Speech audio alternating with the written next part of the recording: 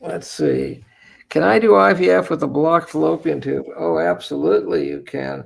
In fact, you must do that because the treatment to unblock the fallopian tube, if it's from an infection, is very low rate of success. That's what we used to do in the 70s and 80s, but it's no good. With IVF, we retrieve the egg through a needle stick through the vaginal wall into the ovary, and we get the egg. We fertilize the egg with a husband's sperm, so we have a good embryo. We put it in the uterus.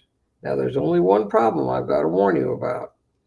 If your tube is blocked at the ovarian end, it's dilated and there's a lot of fluid in it. We call that hydrosalpinx. That fluid has nowhere to go but to back up into your uterus.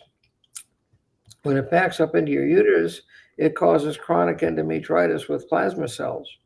And so, even though you have a beautiful embryo, it doesn't implant and you don't get pregnant.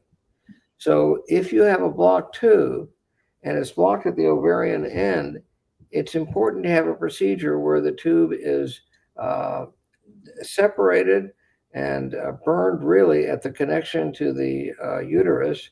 You can do this through a laparoscope so that that fluid cannot go back into the uterus. And then you open up the other end of the tube that's blocked near the ovary so that the fluid can escape into your peritoneal cavity. Very simple, nothing operation. It's very, very easy to do, very simple. And when that happens, then you no longer have that fluid from the blocked tube going into your uterus and preventing implantation. So you can get the egg and the embryo at any time and freeze them, but don't transfer it back until you fix the blocked tube problem.